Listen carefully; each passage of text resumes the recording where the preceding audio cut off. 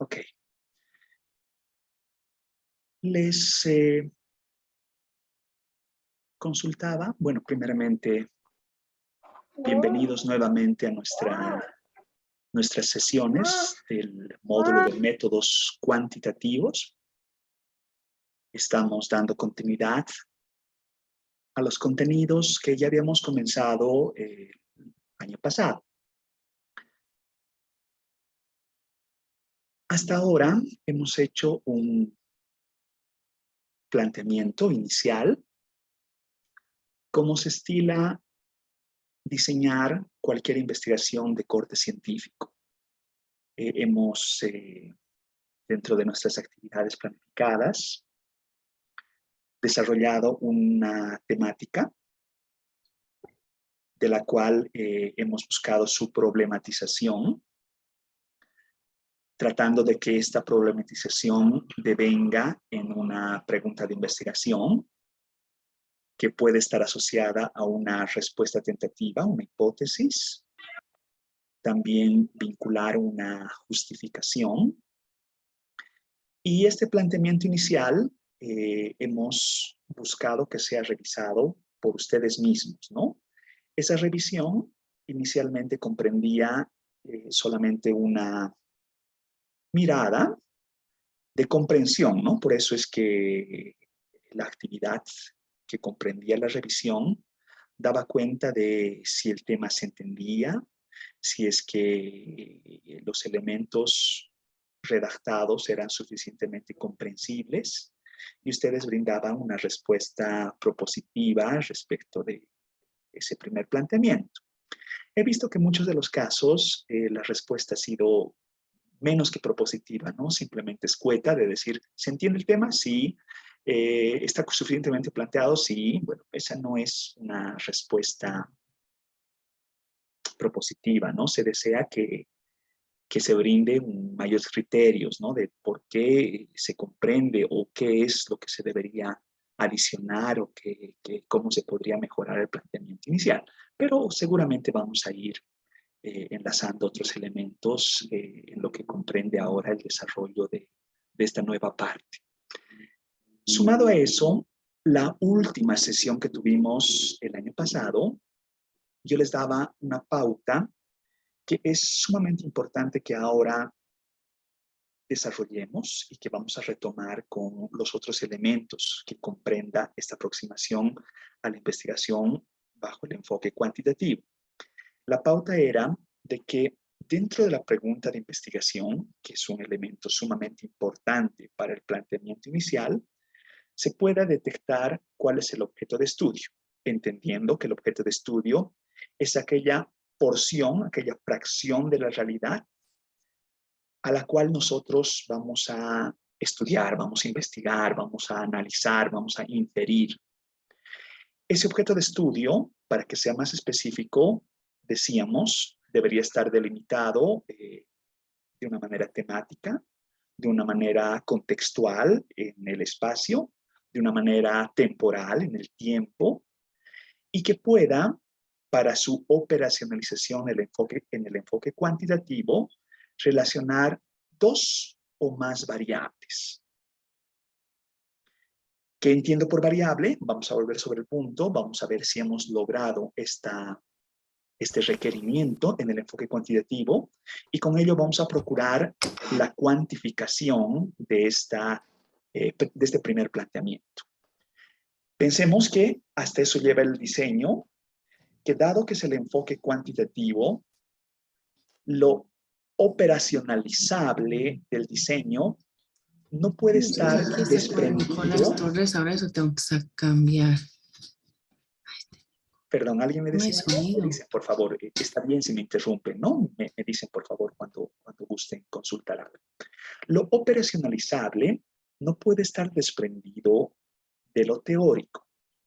De hecho, el enfoque cuantitativo, al relacionar una inferencia deductiva, utiliza como un marco de referencia la teoría para que a través de esta relación teórica recién se dé cuenta de la operacionalización cuantitativa de la investigación.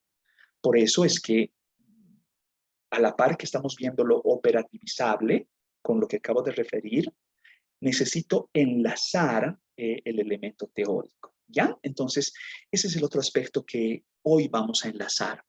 Por favor, quisiera me digan si es que se está viendo en pantalla mi presentación.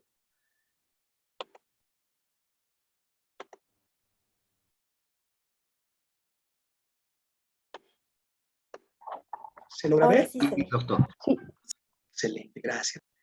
El elemento, uno de los elementos que vamos a revisar la sesión de hoy, es el componente teórico de la investigación científica bajo el enfoque cuantitativo. Comienzo con algunos elementos que son importantes de sentar base para poder tener una comprensión de cómo el elemento teórico enlaza en la investigación con enfoque cuantitativo. Digo, en la investigación con enfoque cuantitativo, la teoría es el fundamento del planteamiento inicial. La teoría brinda la pauta para procurar la inferencia dentro de la investigación que yo pretendo. La pregunta que les hago a ustedes, como sabemos, el tema de la participación activa es muy importante en nuestras sesiones. Si gustan, abren micrófono y me brindan referencia. Si gustan, por el chat, me brindan alguna opinión al respecto. Pero quisiera consultarles, me ayuden por favor con este primer planteamiento. ¿Qué debería comprender por inferencia? ¿Qué sería inferencia dentro de este contexto de la investigación científica? ¿Qué debo comprender por inferencia? Ya lo habíamos hablado antes, pero es necesario recordar este primer concepto. ¿Qué es una inferencia? ¿Qué se les viene a ustedes? O si gustan, chanchullo Google, como siempre les digo, ¿qué relaciona inferencia como un concepto que puede arrojarnos el Internet? A ver, voy a ver chat, ¿ya? Tal vez por ahí me tienen alguna respuesta. Buenas noches, Ludwig. ¿Cómo está? Buenas noches. Cuénteme, por favor. Bueno, inferencia es como un pronóstico. Tú tienes variables iniciales, de acuerdo a esas variables iniciales, puedes lograr, digamos, el objetivo que estamos buscando. Un pronóstico. ¿Ya? Está bien. A ver, vamos a enlazar varios elementos. Nelva, por ejemplo, me ha enlazado un concepto bien grande. Voy a tratar de sintetizarlo en la medida de lo que de lectura relativamente rápida, ¿ya? Nelva me dice, la inferencia es un proceso por el cual derivan conclusiones a partir de premisas. Ya, ese es un buen elemento porque el enfoque cuantitativo lo que va a hacer es relacionar cierto orden lógico, sintáctico, para brindar ciertas premisas, ciertas afirmaciones que luego deben ser contrastables con evidencia empírica. Lo que dice Nelva es cuando una proposición, viene más participaciones y tengo que volver a subir. Está bien, pero la inferencia es el objeto de estudio tradicional de la lógica. La inferencia es el proceso por el cual derivan conclusiones a partir de premisas. Cuando una proposición sigue a otras de este modo, se dice que estas implican aquella. La inferencia es el objeto de estudio tradicional de la lógica. Luego, Nikki me dice juicio o conclusión final. Luego, Pablo me dice la inferencia es sacar conclusiones a partir de premisas. Luego, Claribel me refiere, inferencia es la conclusión a través de conocimientos previos, ¿ya? Johnny me dice, la inferencia es el proceso por el cual se derivan conclusiones a partir de premisas. Y Angélica me dice, la inferencia es deducir, sacar conclusiones de una información, ¿ya? Sumado a esos conceptos, yo voy a brindar uno que es intuitivo y a la vez mnemotécnico, ¿no? Es decir, que nos permite recordar ideas bajo una idea que es muy simple, muy sencilla. La inferencia en investigación científica la vamos a comprender como el paso de lo conocido a lo desconocido. ¿Qué quiero decir con esto? Lo conocido para ustedes, para nosotros, lo que hemos dejado pendiente con nuestras actividades el año pasado, es el planteamiento de la investigación científica en su fase de diseño. ¿Qué refiere con el planteamiento? Sabemos cuál es la temática que queremos abordar. Sabemos la problematización que comprende esa temática. Esa problematización la hemos convertido en una pregunta de investigación. Eso es conocido para nosotros. Hemos planteado una respuesta tentativa, una hipótesis, y también hemos redactado una pequeña justificación. Todo eso es conocido. Con ese conocido, nosotros vamos a operacionalizar y vamos a tener cierta pauta metodológica de cómo responder a esa pregunta de investigación que es conocida. Entonces, al momento de responder esa pregunta de investigación, con evidencia empírica, con datos, en este caso datos cuantitativos, vamos a pasar de lo conocido a lo desconocido.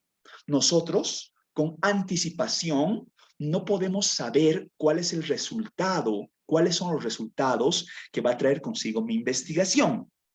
Por tanto, una vez que yo recabe datos de las diferentes unidades observacionales, recién voy a poder responder, voy a poder conocer mejor mi objeto de estudio y voy a poder lograr ciertas aseveraciones con contundencia de evidencia empírica y eventualmente, como ustedes mismos decían, podría arribar a ciertas conclusiones. ¿Cierto? Entonces, ese es el elemento que ahora intuitivamente desearía que ustedes puedan acoger de qué entender por inferencia. En investigación científica, pasar de un planteamiento conocido, porque es formulado por ustedes, a un contraste que por ahora, en la ausencia todavía de datos, de evidencia empírica, es desconocido. Por tanto, yo no puedo saber a dónde va a arribar la investigación de inicio, sino más bien debo procurarla a través del relevamiento de información. ¿Ya? Hasta ahí, por favor. Consultas, comentarios, sugerencias, inquietudes. ¿Todo ok? Voy a estar viendo por ahí si hay algo más del chat. Juana por ahí me dice, inferencia es el que nos permite inducir a través de nuestra estadística. Ya, vamos a hablar de estadística un poquito más adelante. El punto es, ¿recuerdan en el video que yo les compartía de Darin McNabb? Darin hacía una distinción entre tres tipos de inferencia, ¿no? Con los alcances formativos. Él decía, recapitulando aquel video si es que lo han visto, que el pregrado, una licenciatura, generalmente relaciona una investigación, una tesis, pensemos, que utiliza una inferencia de tipo deductiva, como la que ahora estamos tratando de desarrollar. ¿Qué me refiero con inferencia deductiva? A través de una generalización de una teoría ya desarrollada, una teoría general, posiblemente se busca ciertas especificidades de esa teoría. Una investigación con un alcance formativo posgradual, pensemos a un nivel maestría, generalmente, él dice, puede vincular una investigación que dé cuenta de una inferencia más inductiva. ¿Qué me refiero con lo inductivo? Buscar más bien casos particulares, data sustantiva, casos muy específicos, y a través de esa especificidad tratar de lograr planteamientos que son más generalizables, que puedan lograr la generación de una nueva explicación, de una nueva teoría. Y finalmente, el relacionado en ese subvideo, de que es posible enlazar en un grado formativo doctoral, por decir algo, una inferencia abductiva, donde no solamente será plantear una generalización, sino tal vez dar un salto en el conocimiento, lograr una nueva teoría sui generis, que sea un aporte al conocimiento, que dentro de esa esfera de conocimiento de la temática que se tiene, del estado del arte hasta donde ha logrado el umbral del conocimiento, se le pueda sacar un pequeño chinchoncito, ¿no es cierto? Se le pueda sacar una pequeña ruptura, una pequeña adición que permita lograr un nuevo planteamiento, una nueva formulación, una nueva comprensión sobre el objeto de estudio planteado. Ya, a ver, sigo un poco más adelante y realmente me agrada mucho esto de las participaciones activas. A ver, uy, ¿qué pasa acá? Sigo. La investigación, o digo investigación científica, se suele hacer la distinción entre investigación aplicada e investigación básica. A ver, esto lo hicimos nuestra primera sesión, el último martes que tuvimos clases. ¿Cuál era el concepto de investigación que nosotros relacionábamos o que vamos a manejar dentro de nuestras sesiones? ¿Quién intuitivamente me puede auxiliar con un concepto de investigación? No la investigación a secas, recuerden el peleador callejero versus el boxeador. Estamos hablando del boxeador. ¿Cómo es la investigación científica dentro de la conceptualización que nosotros estamos manejando? Vamos a manejar de aquí en más que hablamos anteriormente. ¿Quién me puede hacer recuerdo de lo que habíamos hablado anteriormente? ¿Quién me puede auxiliar? Si gustan por el chat, si gustan tomando micrófono, por favor.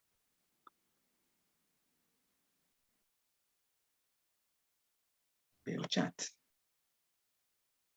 Isao me dice, es sistematizada, excelente, dijimos eso. ¿Recuerdan que había una palabrita que distinguía al peleador callejero del boxeador? Ludwig utiliza métodos y técnicas. Técnicas, excelente Félix, va por ahí, ¿no es cierto? Aplicadas a un objeto de estudio, ¿no es cierto? Que debe generar evidencia empírica, que la investigación científica no puede estar basada en presunciones. Mariela me dice, consiste en un proceso ordenado y sistemático. Claro que sí. Angélica me dice, la investigación es el trabajo creativo y sistematizado. Ya, está bien, hay mucha creatividad detrás de la investigación científica, pero una creatividad podría decir que no es tan libre, ¿no? Existen ciertas convenciones en la investigación científica que requieren ser respetadas, ¿no? Por eso hay un método detrás. Jenny me dice, la investigación científica no es un juicio de valores, eso es importante, ¿no es cierto?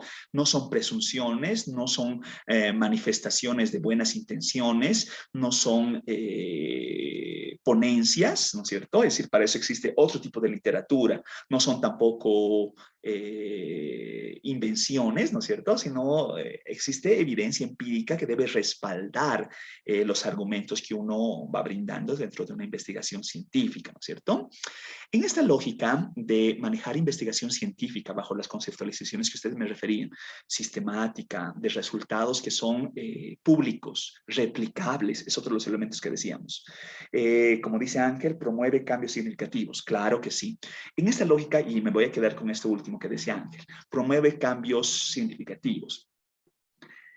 ¿Qué distinción han debido escuchar hablar de esto ustedes? Habrá entre lo que pongo ahí en pantalla. Investigación aplicada versus investigación básica. ¿Qué es la investigación aplicada? ¿Qué es la investigación básica? ¿Qué tipo de investigación estamos procurando con nuestras tesis de maestría? ¿Aplicada? ¿Básica? ¿Podría ser ambas? ¿Solamente una de ellas? ¿Qué tipo de investigación se hace en Bolivia? ¿Quién me puede auxiliar con esta distinción entre investigación aplicada versus investigación básica? A ver, voy a ver chat. Nelva me dice. Sí, adelante, por favor, le escucho. Ya, bueno, la investigación aplicada tiene como objetivo resolver pues, problemas específicos, concretos, de un contexto principalmente, ¿no? Y la investigación básica puede nacer de una inquietud del investigador para buscar información y sacar un nuevo conocimiento bajo un proceso bien. Excelente, Rolando. Me parece fabuloso. Si estaríamos relacionando como que se lo ha hecho, ¿no? Buscar la cura del COVID, el tema de las vacunas. ¿Qué es eso? ¿Investigación aplicada? ¿Investigación básica? Aplicada. Aplicada. ¿Quién me podría auxiliar con un ejemplo de una investigación básica? ¿Qué relacionará una investigación básica en lo que nos explicaba Rolando? Voy a ver chat. Nicky me dice, investigación básica genera conocimientos y aplicada solución a un problema. Excelente. ¿Qué tipo de conocimientos pueden relacionar ustedes con una investigación básica? Johnny me dice, la investigación aplicada es una herramienta que por cientos de años ha servido a la humanidad para pasar del conocimiento teórico ya a la práctica. Fabuloso, me agrada. A través de esa metodología se puede crear nuevo conocimiento comprobado en todas las áreas del pensamiento. Excelente. Ángel me dice, índice de mortalidad puede ser básica. Ya, el índice de mortalidad es una cuantificación. Si existe una teorización detrás de la explicación de la mortalidad, las causas de la mortalidad, por decir algo, y existe una teoría que relacione de por qué se dan esas causas de mortalidad, podríamos estar hablando de una investigación básica. Si existe una teorización que trata de comprender, aumentar el conocimiento. Uy, aquí tengo un listado largo. Me lo pasa Nelva. Me dice, aplicada, leyes de electricidad, leyes de la contabilidad, funciones del intestino, origen de los indios en América del Sur. Ya, bueno, son varias ejemplificaciones. Si me pueden auxiliar con una de investigación básica. Vamos a hablar en un momentito, ¿ya? A ver, iré con las distinciones, más bien agradezco. Investigación aplicada, a ver, desarrolla ahí. Es aquella que genera resultados rápidos, de corto plazo, ¿no es cierto? Es decir, no se podía esperar una investigación, pensemos que la primera alerta mundial del COVID-19 ha comenzado los primeros meses de 2020. Ya se hablaba algo a finales de 2019. Después comienza la seguidilla de casos y resulta que hay una respuesta rápida de la comunidad científica para buscar resultados de corto plazo.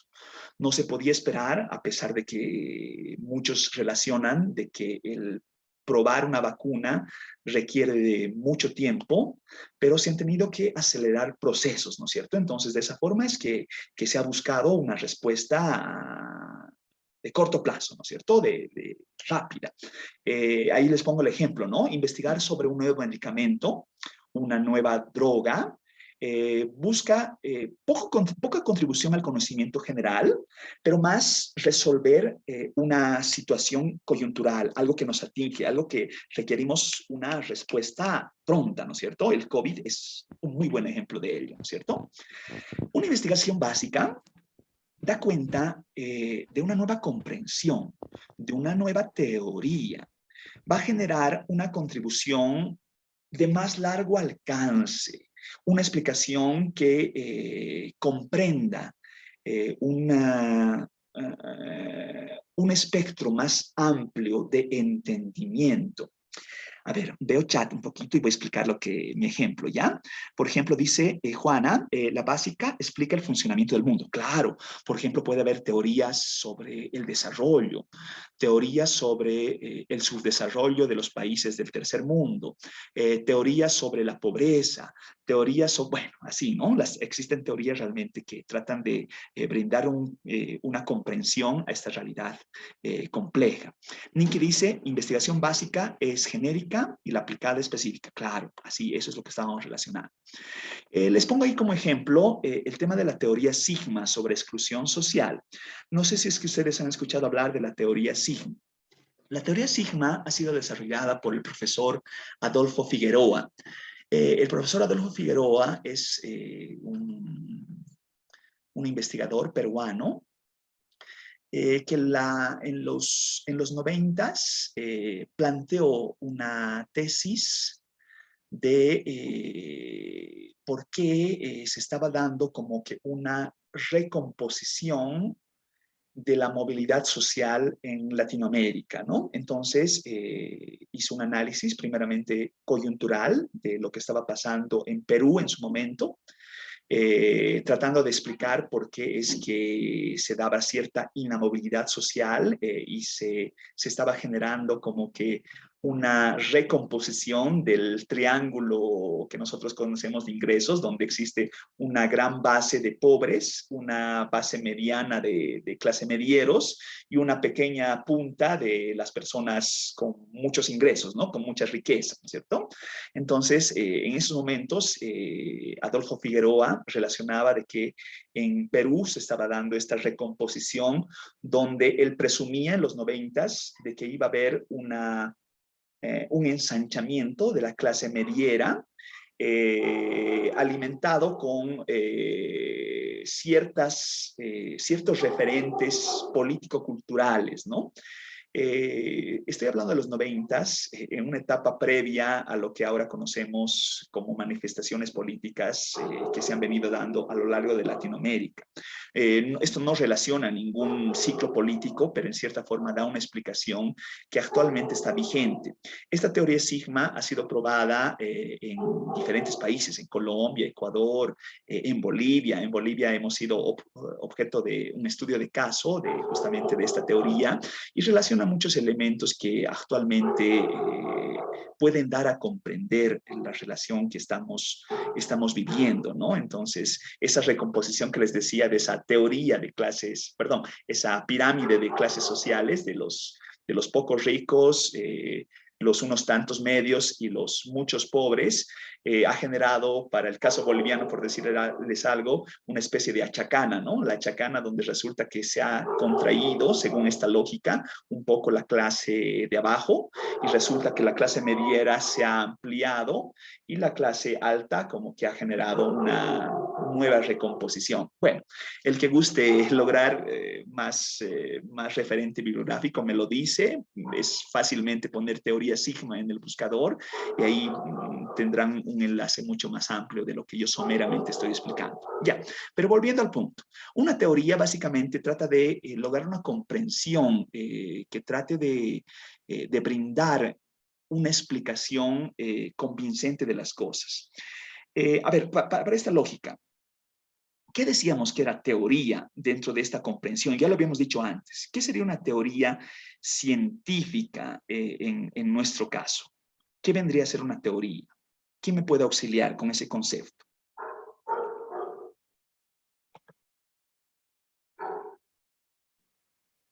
Decía Isao, el tema de los efectos de la vacuna del COVID sería una investigación básica. Bueno, no, en realidad sería más aplicada, ¿no es cierto?, por la respuesta de corto plazo. Sin embargo, existen por ahora todavía teorías que tratan de explicar qué es lo que va a suceder de aquí en más con esta recomposición, reconfiguración de las interacciones sociales producto de la pandemia, ¿no es cierto? Entonces ahí tal vez existen otros alcances. Nelva me dice, una teoría científica es el resumen de una hipótesis, un grupo de hipótesis que ha recibido el apoyo de diversas pruebas. Recuerdan que yo les decía, una teoría no requiere ser comprobada, pero se la debe comprobar, ¿no es cierto? Entonces, está bien, la esencia de lo que dice Nelva, ¿no? Es decir, hay muchos planteamientos que pueden comprender una serie de enunciados, reglas, conceptos, conocimientos, comprensiones, que brindan un planteamiento inicial del objeto de estudio, pero que de inicio, como planteamiento, no requieren ser comprobadas. Una teoría es provisional a medida que se corrobora con evidencia empírica. Puede existir evidencia empírica que respalde esa teoría y la teoría gana sustento, gana confianza, pero de pronto puede emerger nueva evidencia que refute la teoría. Entonces la teoría termina siendo revalidada, puede crecer, digamos, puede tomar otro rumbo, puede tomar otro encauce, puede evolucionar y brindar nuevas explicaciones.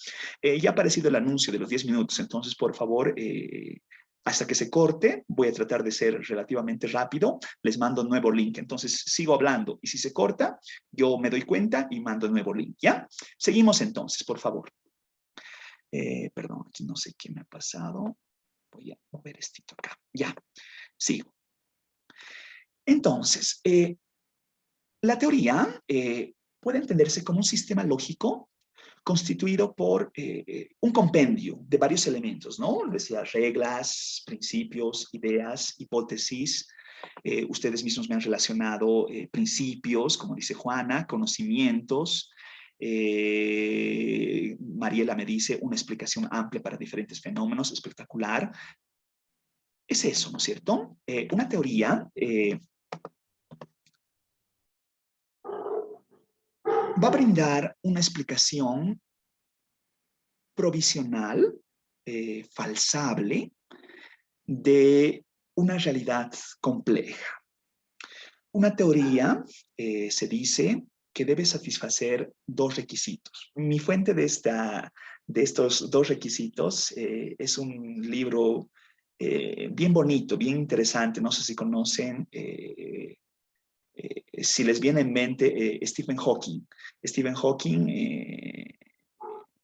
científico, que tiene un documento de explicación intuitiva, básica, respecto de la aproximación a la realidad mediante el método científico. Les voy a dar la referencia en un momento más.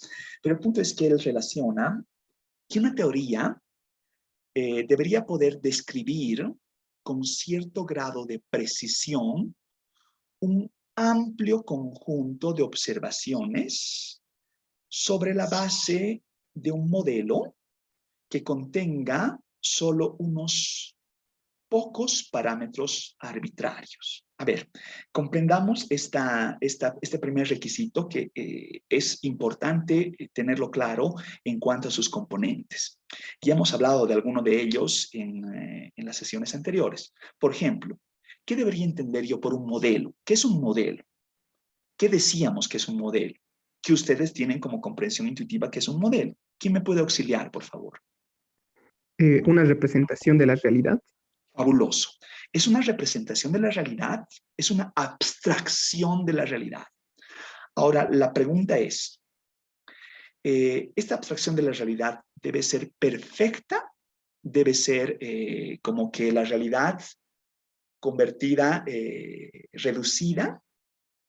¿O debe perder ciertos detalles? No sé si ustedes ven en los planos de los arquitectos, en sus maquetas, que existe, a ver cómo les voy a poner en el chat, ¿no? Existe un símbolo como este, digamos. ¿Qué significa eso? ¿Ven lo que les he mostrado? ¿Lo que les he escrito en el chat? Sí, ¿Qué se ve. significa eso? ¿Qué significa eso? Una escala de 1 a 1000. ¿Qué intuitivamente nos refiere eso? Es una escala, está bien. ¿Qué refiere eso? O puede ser una escala de una más chiquitita, digamos, ¿no? ¿Qué significa eso? O pongo otra escala. ¿Qué significa que sea de 1 a 1000? Es una relación de que una unidad representada en el plano corresponde a 1000 en la realidad. Excelente. Es como achicar la realidad, ¿no es cierto? Pensemos que estamos hablando de una maqueta y de pronto en la maqueta tengo una edificación, ¿no es cierto? Entonces, si hago una escala de 1 a 100, estoy llevando ese edificio, esa casa, el ejemplo que ustedes tengan en mente, que puedan visualizar más claro, ¿no? Esa edificación la estoy convirtiendo en una maqueta reducida 10, 100, 1000 veces su tamaño. Ahora la pregunta es, ¿esa edificación, esa pequeña realidad, esa pequeña muestra de realidad, será perfecta? ¿Tendrá el detalle más mínimo?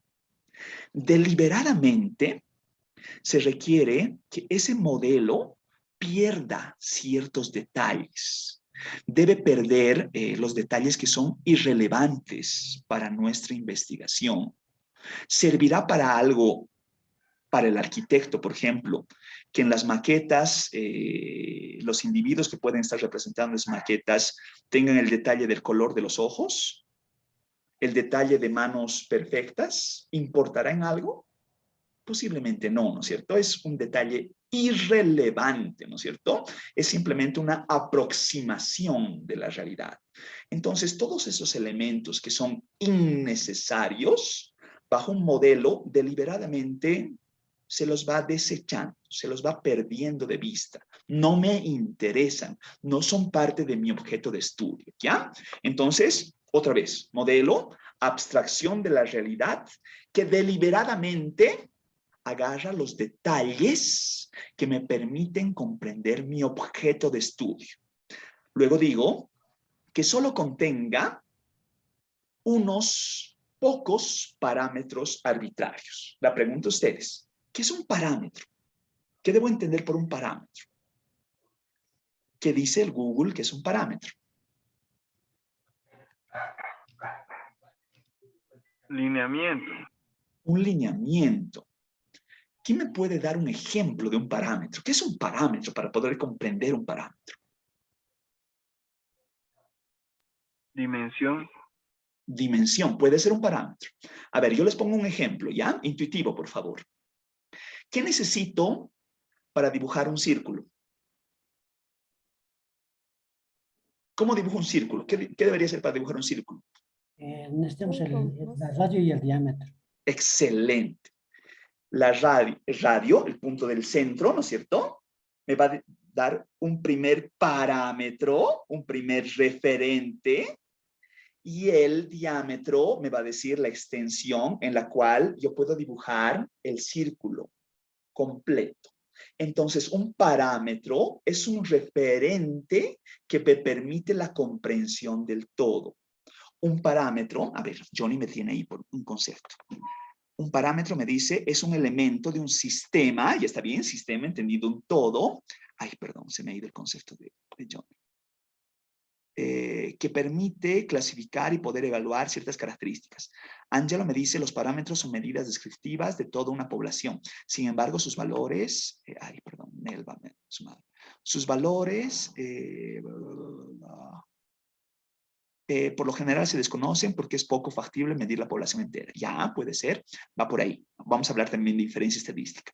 Nelma me dice, un parámetro es un elemento de un sistema que permite clasificar y poder evaluar, ya, de un concepto similar, ¿no? Nikki me dice, es un referente de algo general. Excelente. A ver, vuelvo sobre el ejemplo geométrico, ¿no? ¿Qué requiero para dibujar una línea? Una línea requiero dos puntos, digamos, un punto, y puedo dibujar trazando en esos dos puntos una línea desde el origen hasta el infinito. O puedo necesitar punto y pendiente. Por tanto, el punto pendiente o los dos puntos referentes me permiten trazar el todo, me permiten la comprensión del todo.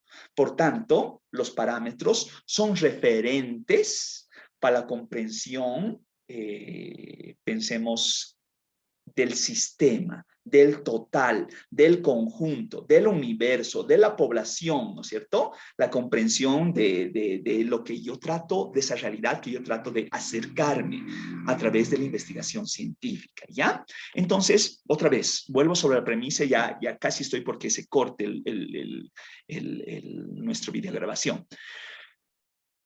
La teoría describe, con cierta precisión, un